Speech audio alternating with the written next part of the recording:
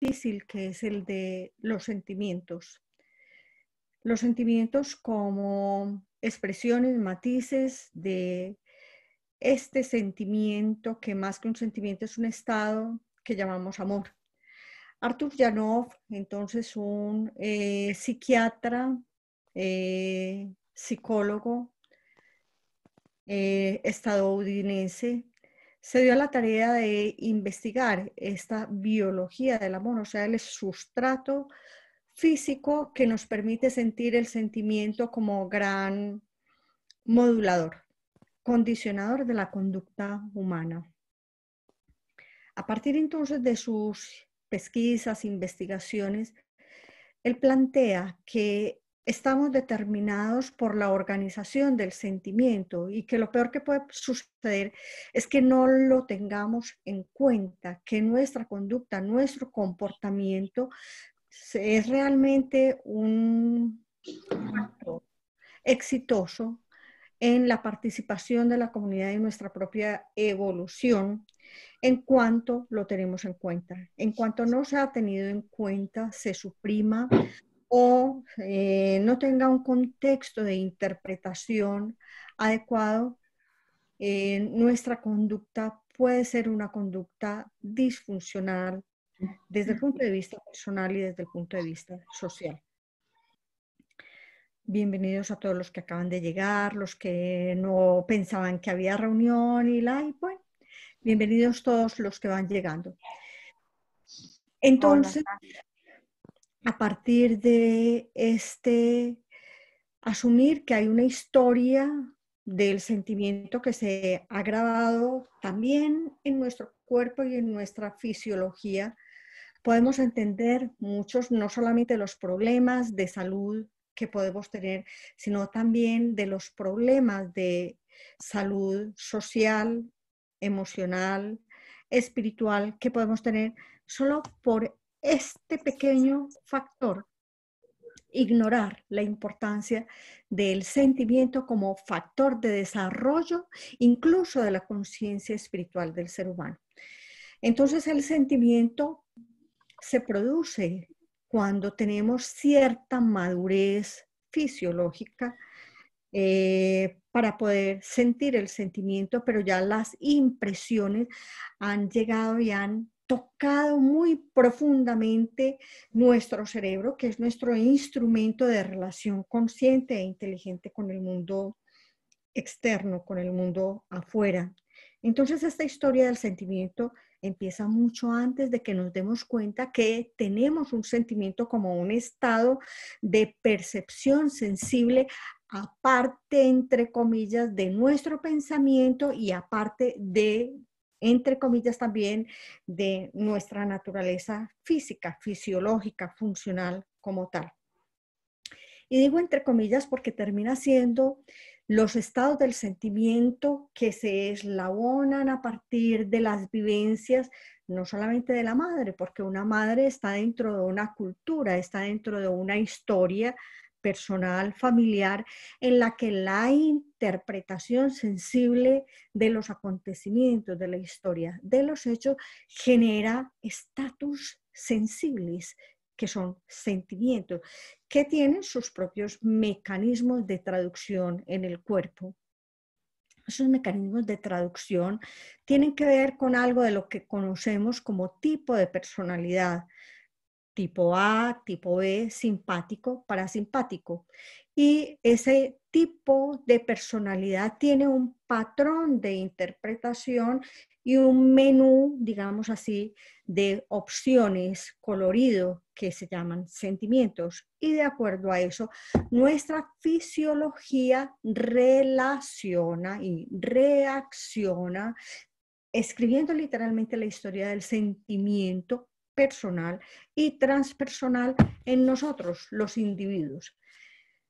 Muchas de las cosas que pensamos, sobre todo a nivel de la psicología y de la psiquiatría, que eran problemas o asuntos genéticos, terminan siendo epigenéticos, o sea, comportamientos dentro de una matriz colectiva que pueden ser modificables, que pueden ser transformados, siempre y cuando asumamos que es que el sentimiento y los sentimientos y el cuidado de este mecanismo sensible que incorpora y escribe sentimientos en el cuerpo Usted no puede le y dice. debe ser educado.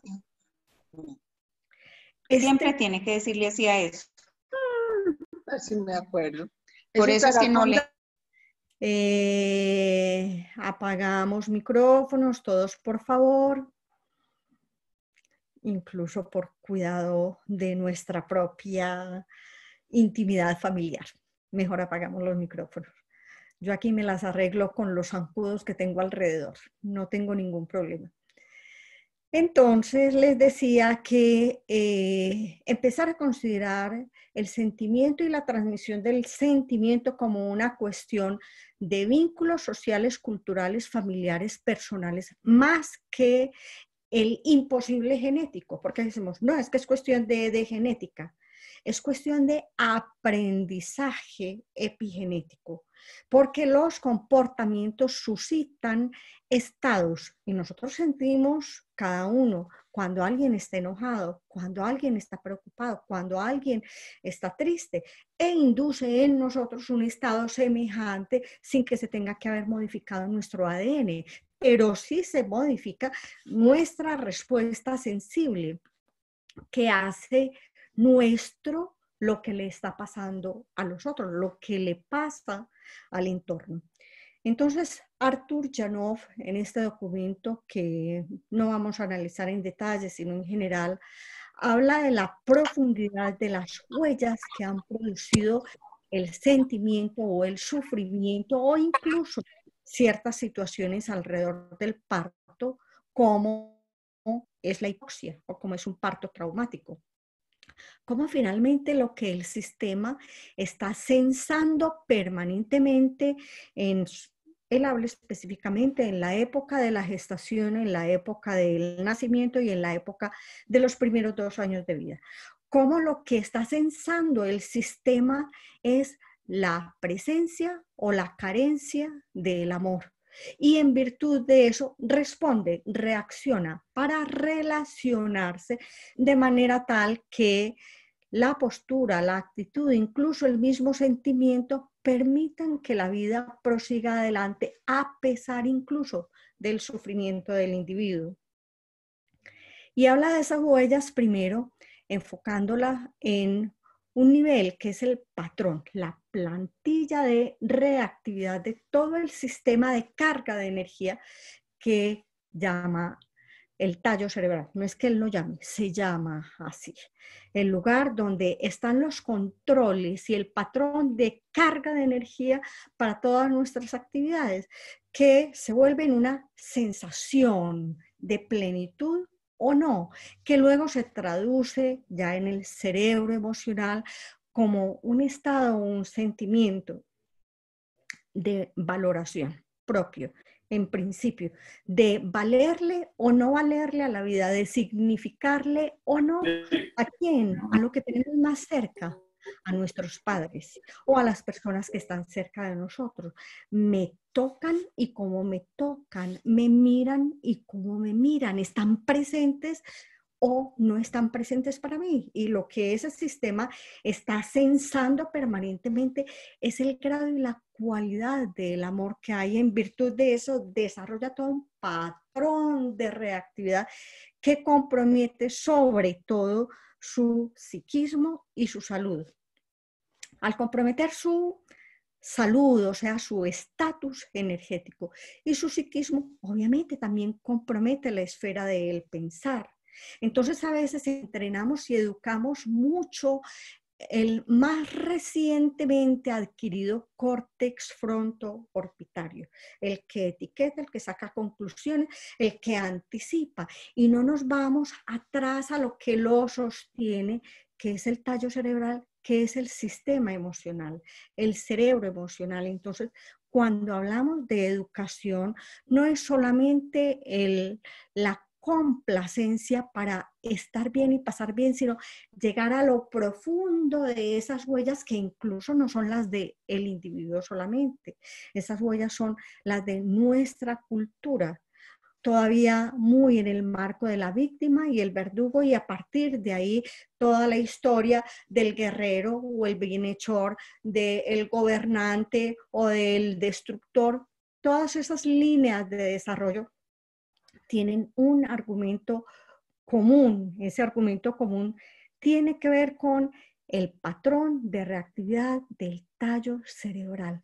¿Qué tanto tiempo hay o hubo para el vínculo filial? Eso serena todas las alertas y nos predispone a algo muy importante, es estar presente.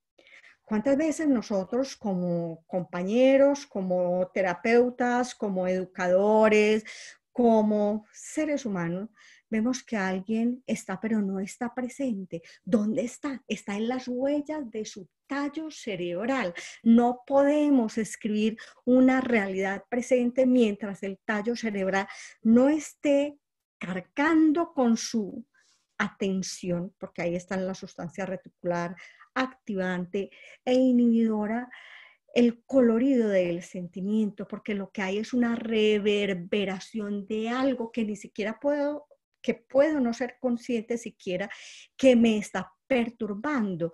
Entonces hay un susurro que no logra integrarse en el cerebro emocional, que no logra integrarse en esa central que siente el sentimiento, que se llama la amígdala, que no logra contextualizarse, que no logra literalmente digerirse.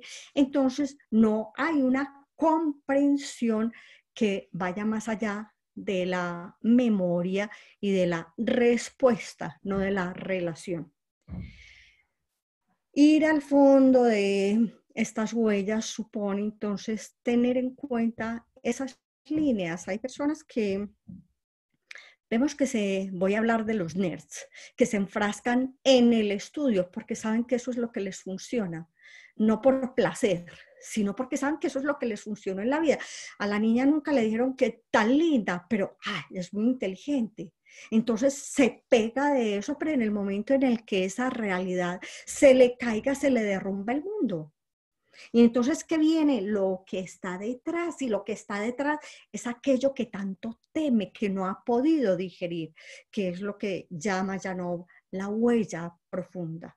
La falta de amor, la falta de conexión, la falta de vínculo, la falta de atmósfera respirable. Incluso puede haber sido por un sufrimiento fetal que generó un nivel tan alto, se llaman tan bonitos, a mí es que me gustan esos nombres, catecolamina, quieren decir amplificadores de las señales que obligan a la supervivencia. Esos son ciertos neurotransmisores que se llaman así, que literalmente lo que hacen es eso.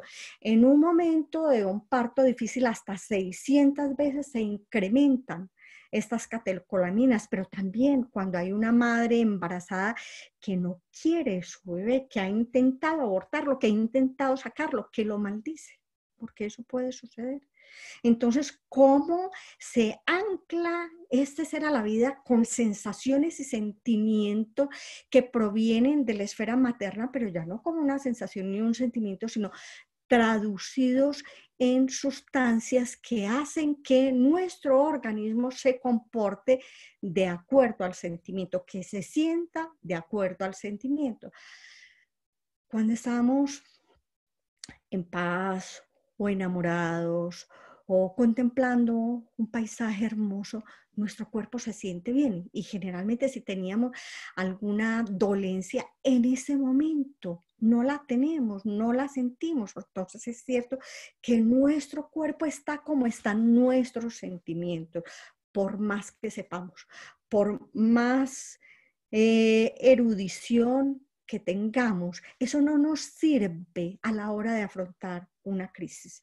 Nos puede servir para saber cómo sacar la plata del banco o cómo van a estar las proyecciones económicas, pero para el ser lo que nos sirve es la solvencia del sentimiento, y la solvencia del sentimiento está en lo profundo de nuestro tallo cerebral.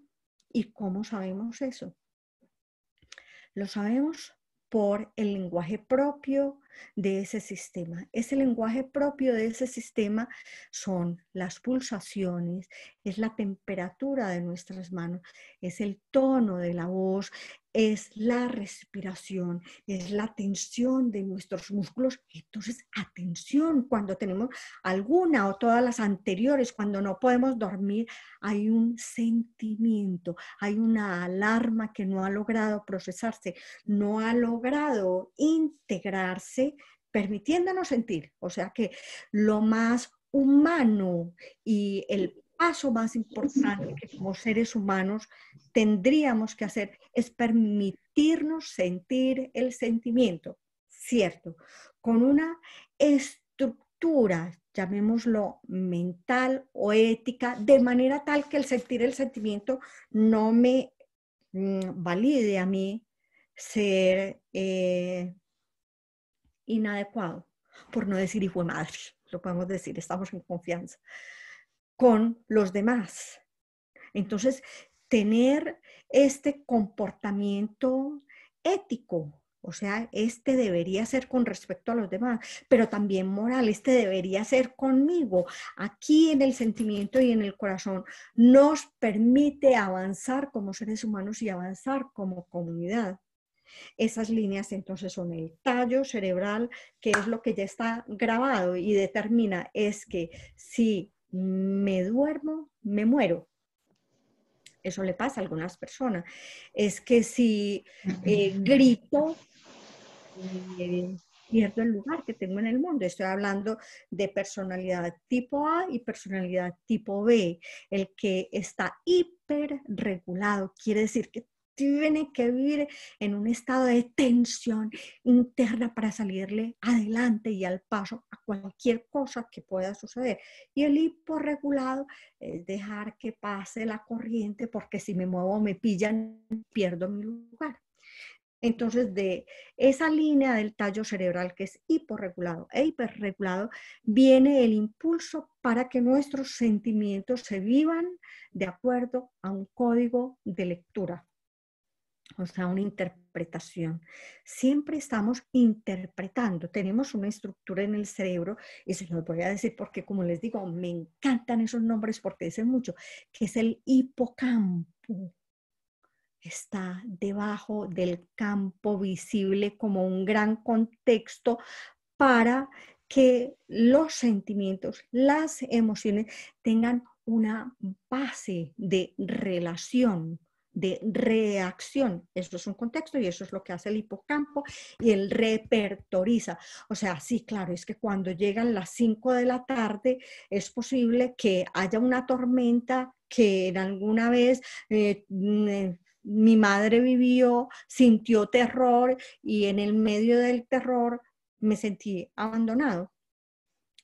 Eso sucede en franjas y en tiempos de edad críticos, cuando se va estructurando el diálogo y la conexión de los instintos, las emociones con el intelecto, se es mucho más solvente y capaz para asimilar emociones y situaciones fuertes.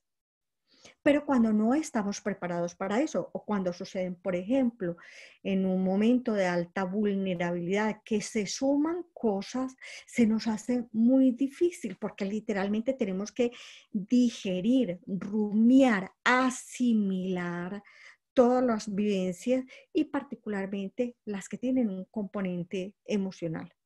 Entonces, la atención al componente emocional no es solamente etiquetar las emociones como buenas o malas, positivas o negativas, sino validar las emociones de manera tal que podamos conectar, y conectando con ellas llevarlas a un nivel de comprensión, no de etiquetas. Dice Janov entonces que por más que le pongamos disfraces a los sentimientos, tratar los disfraces, o sea, las obsesiones, las manías, las depresiones, no va a cambiar el sujeto. Entonces, a veces lo que intentamos intervenir como un concepto todavía un poco estrecho desde el punto de vista médico y pedagógico, es la manifestación, más no el sentimiento, más no el estado, más no la huella. La lectura, cuando llegamos a comprender que en un momento, en una pataleta, por ejemplo, lo que está hablando es el tallo cerebral, no es el niño malcriado, ni es el falto de control. Literalmente está hablando el tallo cerebral. En cuanto más profunda es la huella y cuanto más profundo se llega a ella, se tocan núcleos del comportamiento que incluso rebasan la escala filogenética, y en vez de llorar como lloramos cuando estamos conmovidos, literalmente damos alaridos o gemidos. Cuanto más Stanislav Grof hizo muchas investigaciones de los estados en las matrices prenatales y llevaba a través del LSD a personas a vivencias de esas etapas en la gestación, y cuando lograba entrar el individuo en conexión con esas vivencias preverbales, o sea, todavía no había una estructura para etiquetar y ponerle un nombre que es una abstracción de un estado a ninguna cosa. No hay palabras. Los individuos tenían exactamente la fisiología que puede, y se ha comprobado que puede tener un feto viviendo estados de estrés en la gestación, o sea, la presión, el pulso, la temperatura, todos los parámetros homeostáticos se devuelven porque el organismo responde. El único que tiene una idea del tiempo como tal secuencial es el córtex frontoorbitario. Para lo demás está presente todo lo que está presente. Y nuestras huellas, nuestros sentimientos como el gran modulador más auténtico del comportamiento humano, los sentimientos están presentes cuando están presentes. Y aunque hayan pasado, sí, no han pasado integrado, nos han integrado en el córtex frontoorbitario como una experiencia total. Pensar, sentir, actuar, el sentimiento todavía no ha pasado. Entonces, por eso hay ciertas cosas que en general a cada uno, pero en particular a algunas personas no soportan ciertos hechos, situaciones, miradas, comentarios, sensaciones, porque los dispara. Lo que se dispara realmente es un alarma en el tallo cerebral. La forma de acceder entonces a estas huellas, la más privilegiada de todas, es el contacto humano. Un ser humano puede entender a otro ser humano, y cuando lo comprende es como si estableciera un puente entre eso que lo perturba y no sabe cómo manejarlo y su nivel de resolución. Es como si le prestáramos puente para que elabore ese estado, y se lo podemos prestar como seres humanos. No tenemos que ser ni doctores, ni pedagogos, ni iniciados, ni santos, ni nada de eso, sino simplemente buenos seres humanos cuando nosotros lo hemos trabajado, cuando hemos esculpido a partir de esto que nos mueve adentro un estado de coherencia, de bondad, de amor, una disposición amorosa. Parece tan tonto, pero a veces casi que es lo contrario, una disposición hostil, una disposición sospechosa, una disposición reactiva, pero me devuelvo el que tiene esa disposición hostil, reactiva, crítica, sospechosa. ¿Qué le está pasando? ¿Qué tiene allá atrás en su tallo cerebral? ¿Cómo empezar entonces a hacernos cargo de eso, no de etiquetar a las personas, sino de seguir y sumergirnos, ver la vía del sentimiento que lo ha llevado a adoptar esa como una estrategia de comportamiento? Cuando hay un sentimiento grande, una huella, por ejemplo, la de, como les decía ahora, una madre perturbada, alcohólica, drogadicta, conflictiva, que rechaza a su hijo o que detesta al padre de su hijo. ¿Cómo puede ser esto? ¿Cómo puede amar el hijo y detestar al padre? Pues son cuestiones un poco, pero eso sucede. El niño, la niña, puede tener una tendencia depresiva muchísimo más alta que cualquier otra, hasta 600 veces más posible. Tendencias suicidas. Cuando esta inquietud que llamamos ahora déficit de atención, la sobreestimulación del córtex frontoorbitario antes de que maduren los mecanismos del bien sentirse, del ser contenidos por un ambiente familiar, esta hiperreactividad produce un impacto mediado por el sistema nervioso automático, el simpático y el parasimpático. ¿Cómo son sobreexigidos y sobreestimulados a destiempo con cosas que son simplemente etiquetas, entrenamientos que no tienen en cuenta su estado emocional? Tienden a tener alergias, tienden a tener problemas autoinmunes, tienden a tener cáncer y tienden a tener enfermedades que llamamos mentales. Entonces, lo que llamamos enfermedades mentales hasta ahora es solo el registro en un mecanismo que es capaz de ser instrumento de la mente generando argumentos y concepciones, ideaciones de sentimientos no elaborados o elaborados. Hasta ahora lo que tenemos son más o menos pensoemociones. Entonces las enfermedades mentales realmente son enfermedades emocionales, son enfermedades del alma, son enfermedades del corazón y ese es el común denominador en nuestra cultura. Las enfermedades físicas, gran parte son psicosomáticas. ¿Por qué? Pues resulta que es que lo que no se alcanza a digerir y a procesar es como una indigestión. No podemos comer más, no podemos digerir bien, esto revuelve, nos da náuseas o nos da diarrea, eso pasa literalmente en el cerebro también, cuando no se logra interpretar de forma adecuada, y enseguida vamos a ver por qué no se pueden interpretar los sentimientos y las experiencias de forma adecuada. Hay una reverberación que hace que lo que el tallo nos está queriendo decir, me siento mal, me siento amenazado, me siento acosado, sea registrado en el cerebro emocional y se siente el sentimiento de angustia cuando es preverbal y yo no encuentro ni palabras para describir el sentimiento. Y pasa al ponerle la corteza cerebral frontoorbitaria un freno, se devuelve al tálamo, que es la central procesadora de todas las percepciones de los sentidos, que nos informan de qué está pasando en el mundo. Entonces, ¿dónde está ese niño o dónde está esa persona?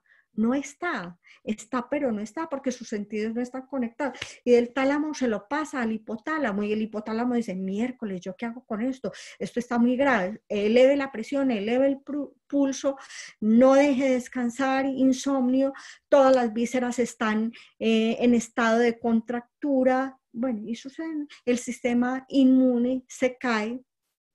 Esa es la forma de traducir del hipotálamo esta señal.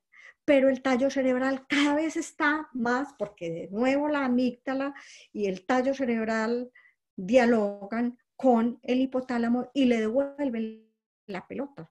Entonces el tallo cerebral cada vez está más frenético, cada vez el problema se va ahondando más. Y esto sucede porque tenemos muchos debería ser. Tenemos muchos cállese, no sea grosero, eso no se hace, a mí no me hable así, o es que si no te portas bien, es que hoy no mereces, es que todas estas cosas que nos han manipulado y chantajeado han generado casi que un arquetipo cultural de supresión, de el sentimiento, de la validez del sentimiento.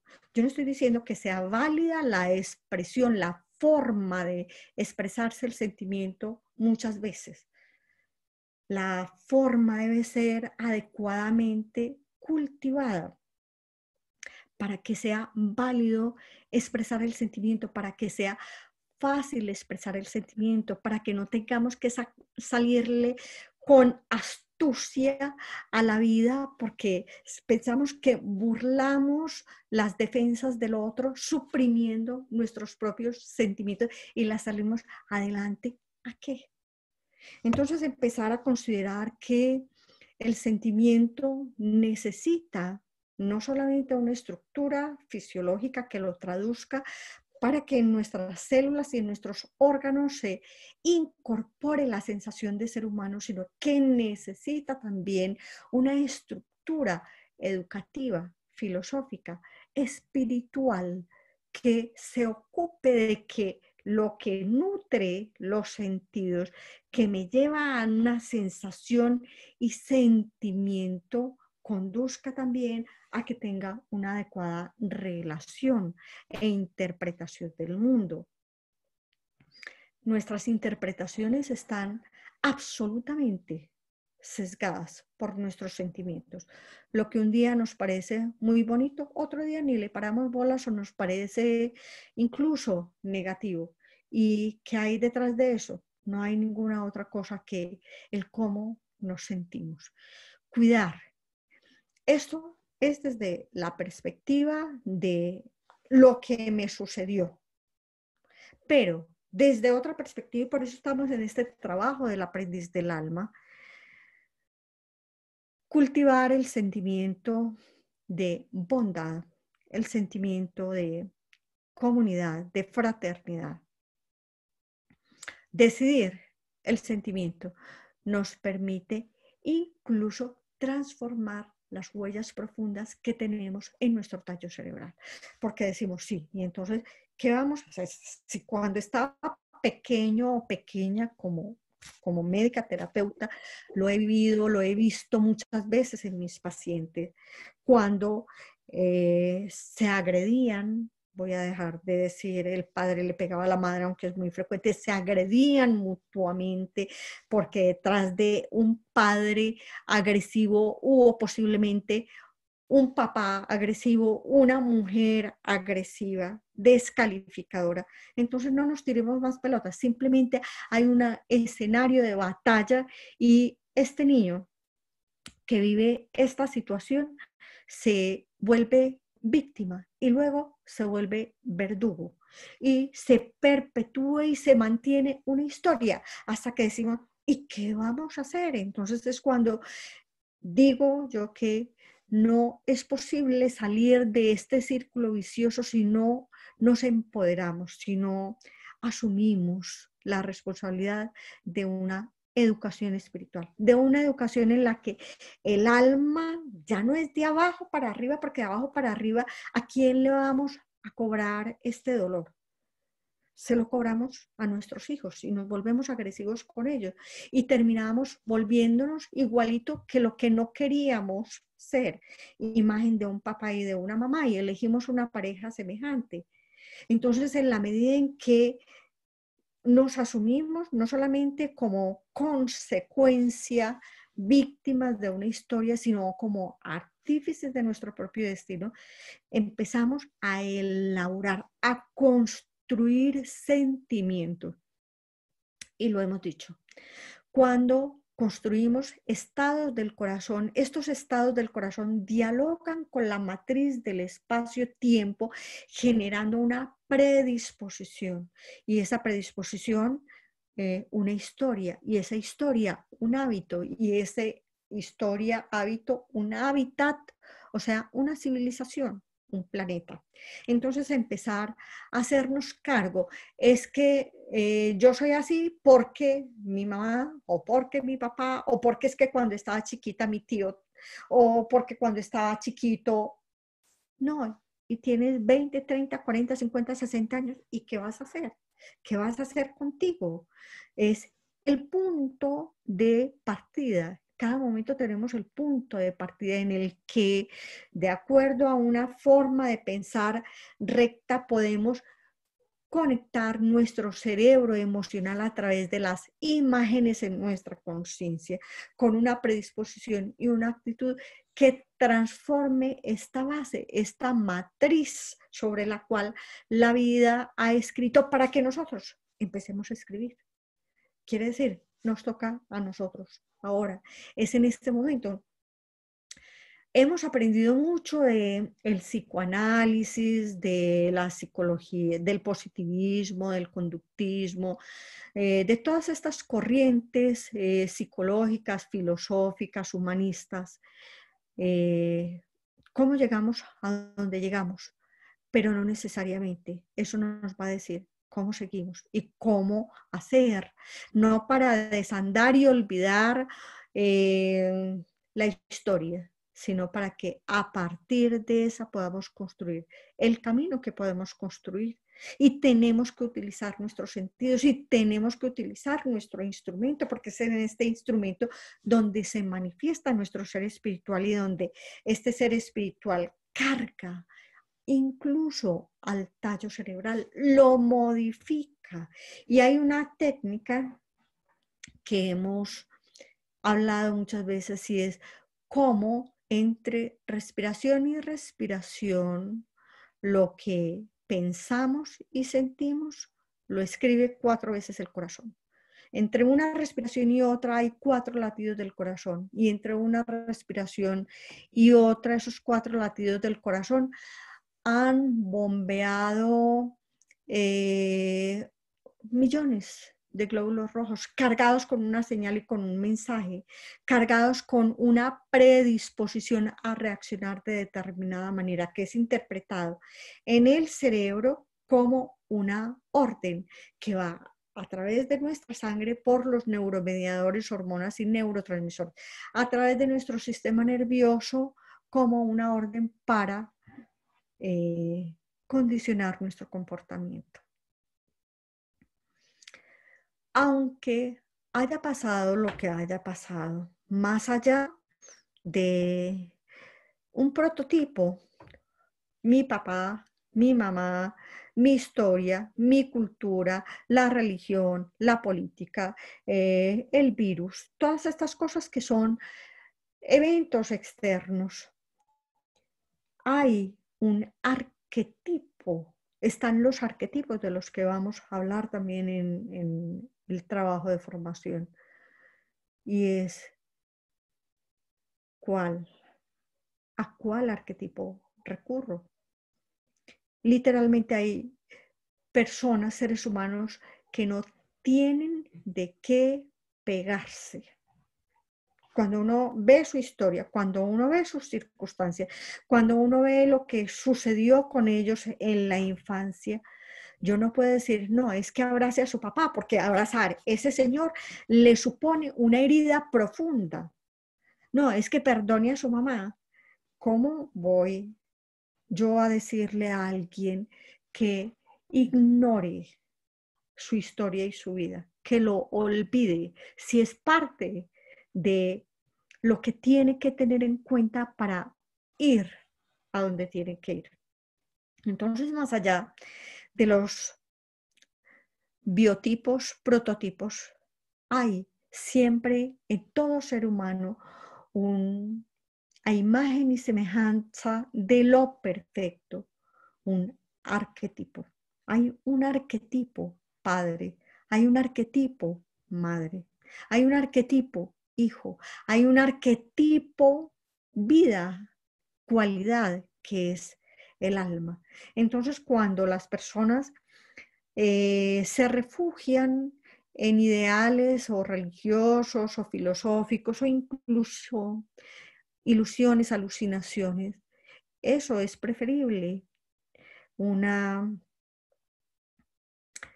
ilusión, una irrealidad es preferible a una cruel realidad desbordada. A nosotros como médicos en nuestra escuela, pienso que no es la escuela, universidad, sino la cultura médica, nos enseñaron a decirle la verdad a los pacientes. Y después de mucho tiempo, yo digo, ¿cuál verdad? Hay otras verdades detrás. Entonces la verdad que no le sirve al ser humano para exaltar, sacar, ser capaz de dar lo mejor de sí mismo, de ser feliz, es mentira. Así sea verdad.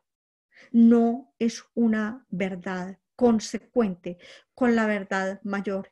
Y es que todos tenemos derecho a encontrar nuestro lugar en el mundo.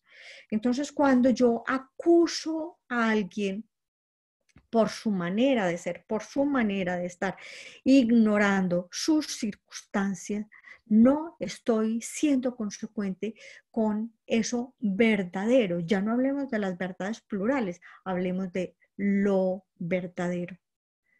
No estoy siendo consecuente con esa ley y ese principio que es el de la inofensividad. Las verdades no tienen por qué ofender, las verdades no tienen por qué generar sentimientos negativos. ¿Cómo decirlo? Y es un desafío para mí todavía hoy día. ¿Cómo decir para que lo que es verdad construya y no destruya? Para que suscite sentimientos, para que convide al otro a buenos sentimientos, porque de esa manera, aunque no lo pretendamos, estamos dándole una oportunidad para que los sentimientos y actitudes de los que fue víctima puedan resolverse. Enseñarle a un niño, ayudarle a alguien, aunque no sea niño, a que diga la verdad de sus sentimientos. Es importante, tanto como lo es a que los diga bien dichos, a que los manifieste de la manera constructiva, correcta. Entonces, no suprimir el sentimiento, seguirle la pista. La pista es la respiración, porque estoy respirando así, antes que suprimirlos, antes que decir, no, no, no, no, es que no tengas miedo, tranquilo, todo se va a solucionar. Acompañar un poquito, redimir, llevar al otro lado a ese ser humano. Ese ser humano somos nosotros mismos. Cuando nos sentimos, finalmente vamos a encontrar posiblemente un niño atemorizado, una niña atemorizada.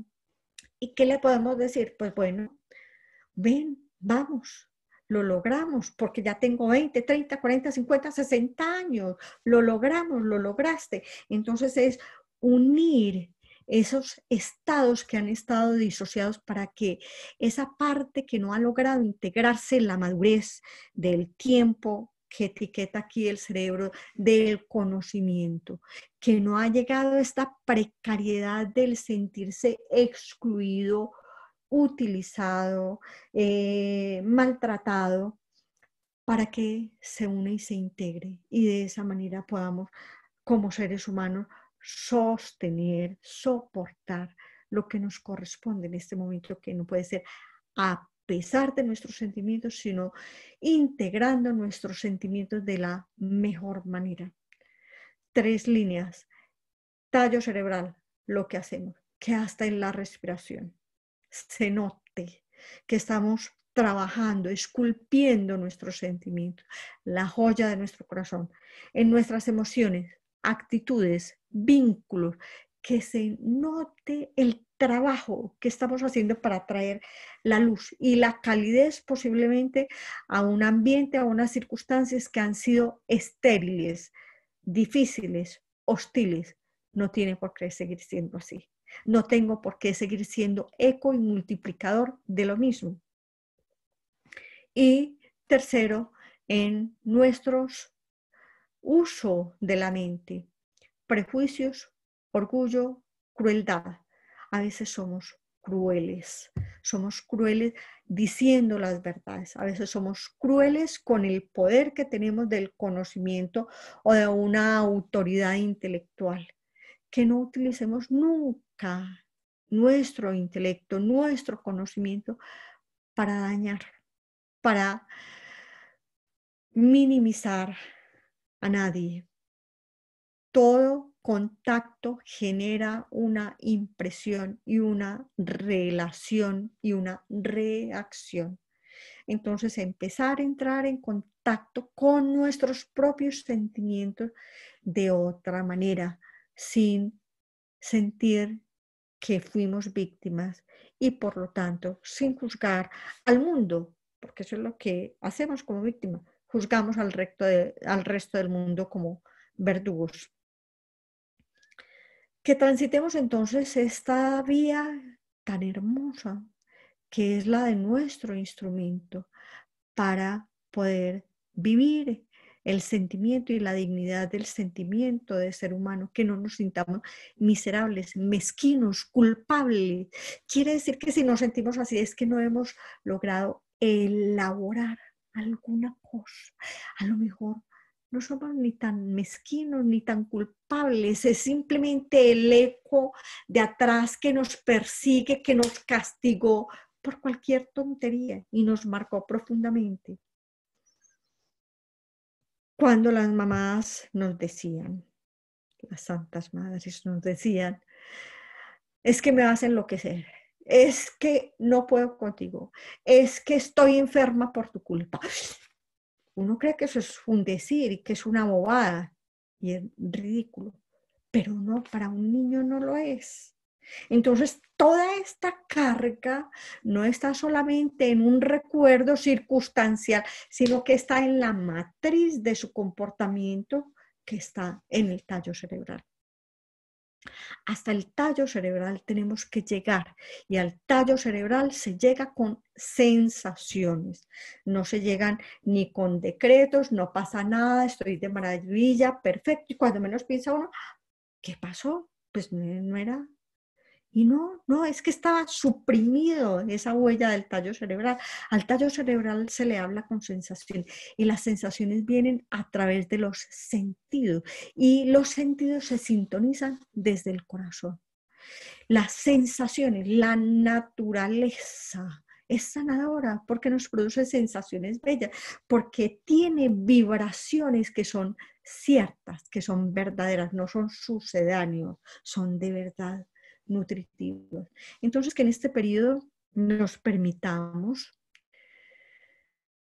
estar en nuestra propia naturaleza, con nuestros sentidos, abrazando, asumiendo que nos sentimos como nos sentimos y que podemos acompañarnos como aprendices del alma a transitar estas etapas que fueron difíciles, estas circunstancias que fueron difíciles en nuestra vida.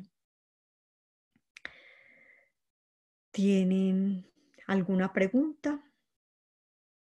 Pueden encender el micrófono y alzar la mano. ¿Quién dijo sí? Laura. No, ya va. Yo tengo que decir que esto es demasiado espectacular. Esta clase que acabamos de tener. Eso no es una clase, es una historia. Emociona, pues obviamente no es una clase porque yo llevo 2 whiskies y 2 copas de vino. Entonces voy a elaborar desde ese lugar el argumento, me perdonarán la incoherencia que pueda tener.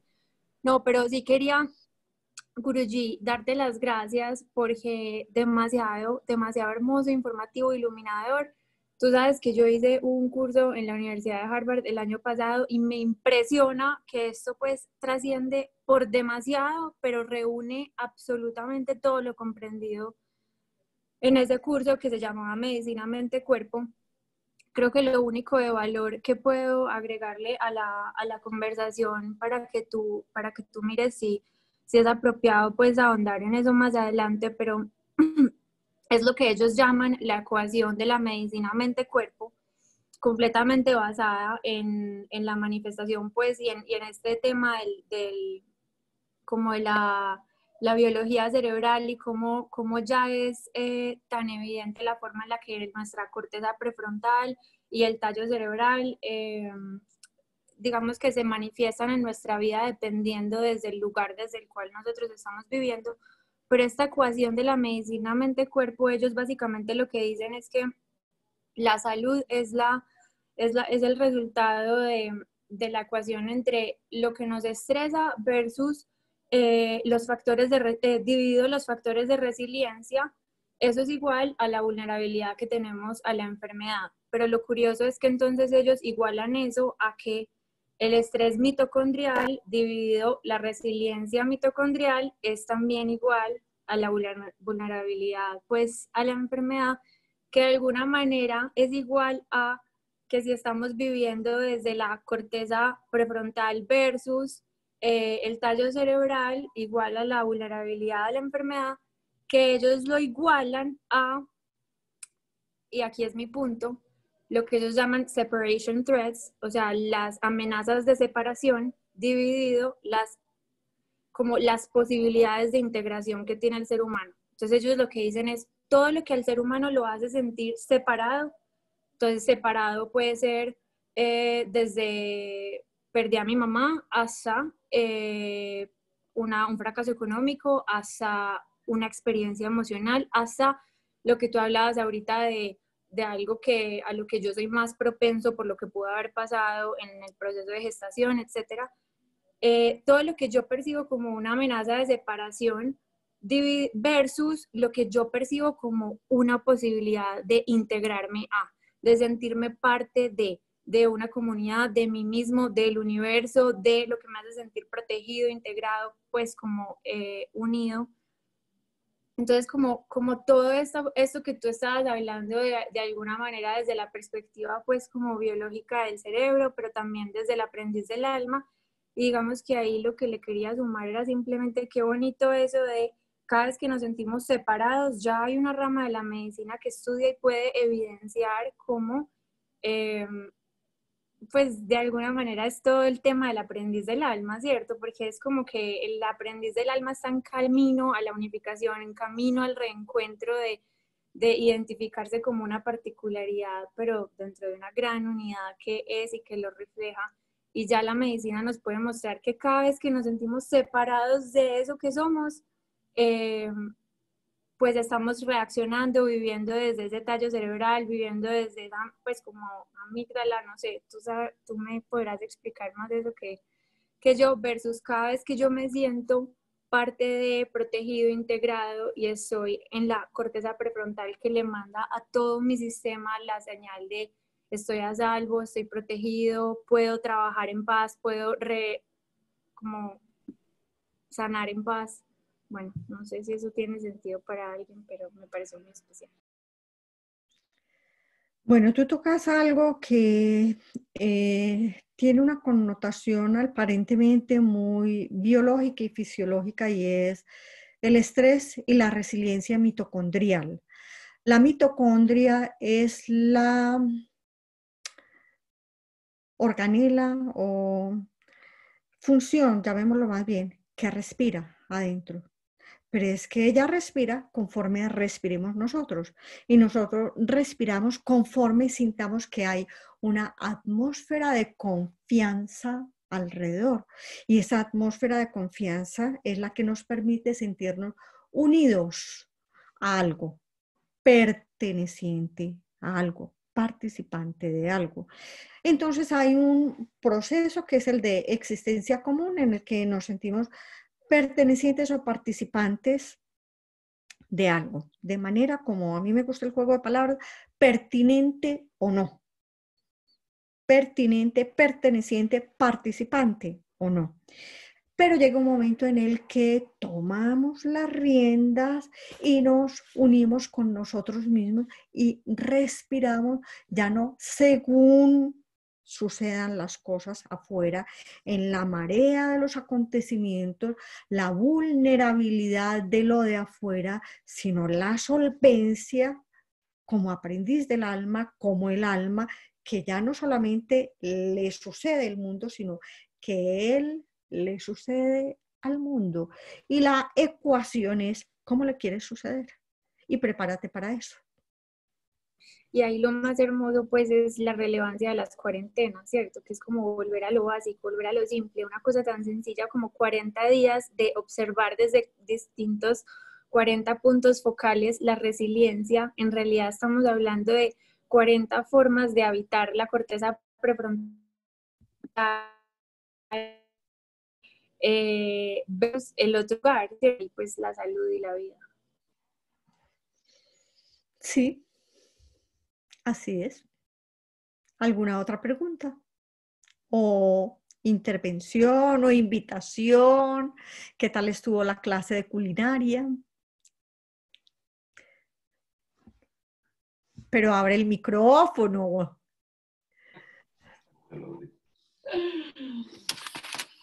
¿Qué tal?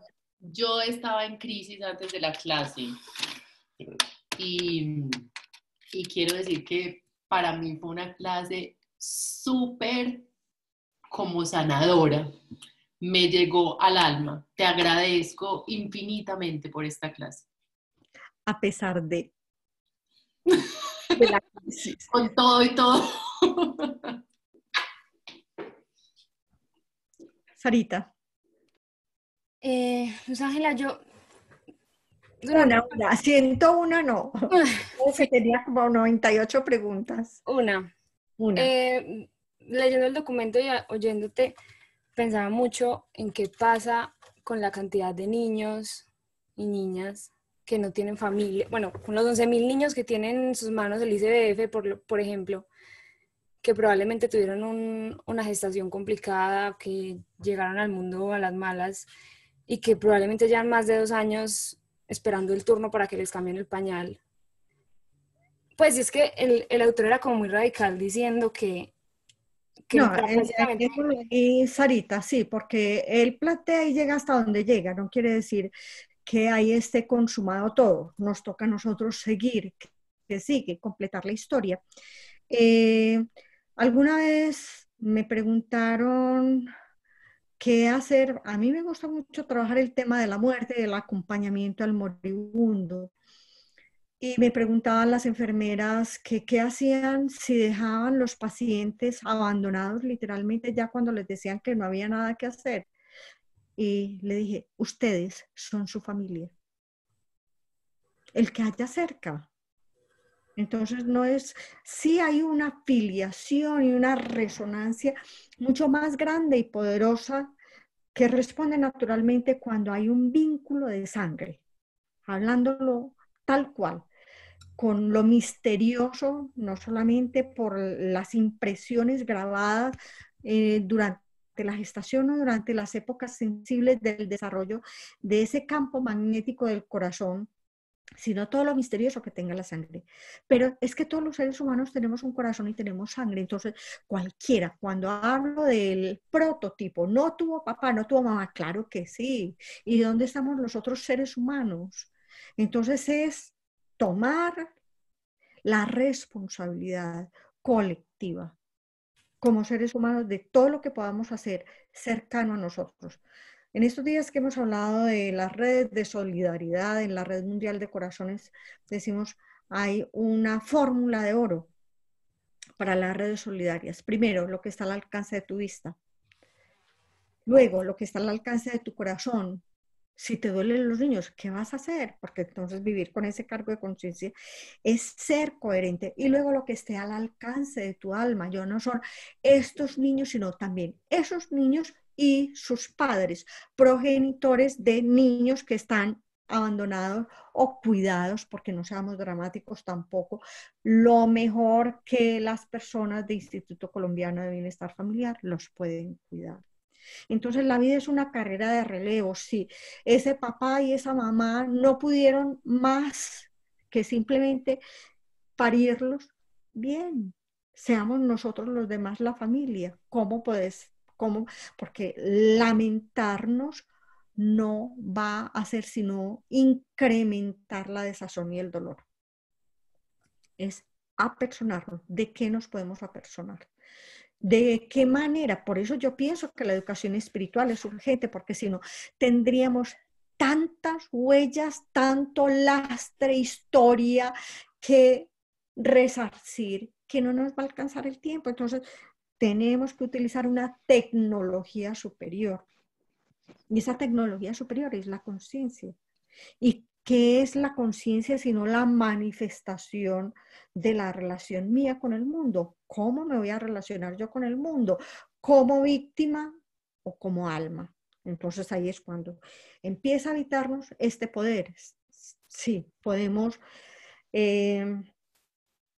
sentir de verdad dolor y compasión, pero el dolor y la compasión que no nos lleve a ser efectivos solamente multiplica más de lo mismo, más dolor. Si yo me hago eco del sufrimiento, yo siento el sufrimiento de los demás, pero si yo me hago eco de la lamentación, ¿qué va al final a haber más? Más lamentación, más dolor. Y entonces es empezar a tener el poder como almas. O sea, somos poderosos. ¿Qué vamos a hacer con ese poder? Entonces hay, como les decía, una tecnología, que es la tecnología invocar, evocar y dedicar de corazón. Si yo no puedo hacer algo, rezo. Si yo no puedo estar allá cuidándolos, hago una cadena de solidaridad, una red de solidaridad para que algo alivie, acompañe. Ya lo dijo Laura, la separación es la amenaza más grande que podemos tener. Y el cerebro interpreta como falta de amor la falta de calor, la falta de comida, la falta de contacto y la falta de oxígeno. Entonces, hay tantas cosas por hacer que si podemos sembrar árbol, es real, la naturaleza equilibra y va a haber una atmósfera más sana. Que si pueden ser bellos los parques, que sean bellos y que sean maravillosos. No lo podemos hacer todo a la vez. Hagamos lo que está al alcance de la vista, al alcance del corazón y si todavía no es al alcance del alma.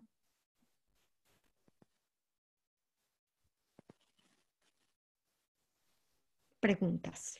Vamos a dormir.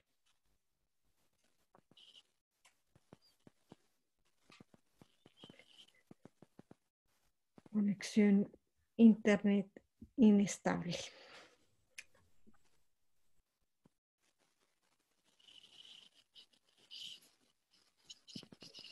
Luza. Bueno, Dora, alza la mano, abrió el micrófono. Dime, Dora. Yo agradecerte profundamente esta invitación.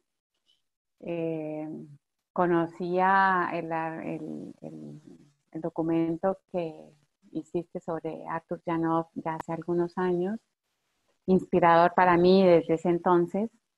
Y creo que lo importante de todo esto es, o no lo importante, sino a dónde quizás nos deba llevar esto y toda tu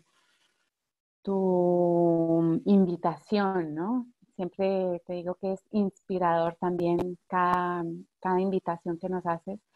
Y creo yo por la experiencia propia que la conoces al dedillo, es esto de saber tomar decisiones, o sea, decisiones propias del sentir y del ser para hacer lo que se pueda hacer, pero hacerlo.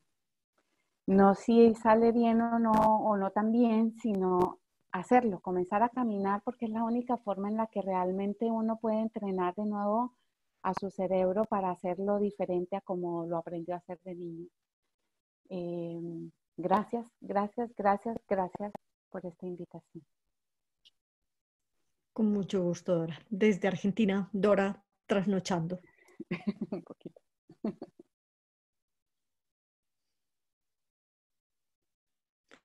Muy bien. Entonces, a todos los esforzados, no estoy mirando a Lina, ni estoy mirando a Susana, ni estoy mirando a Julián y Caro, que como así, que no sé qué. Bueno, muchas gracias por la compañía. Buenas noches. Hasta la próxima. Gracias. Gracias. Gracias. Gracias, bye bye. Bye, Muchas bye. gracias. Hermosa. Chao. Bueno, Gracias a todos. Gracias, gracias. este loguito, imagínate cuánto le... Gracias, un abrazo.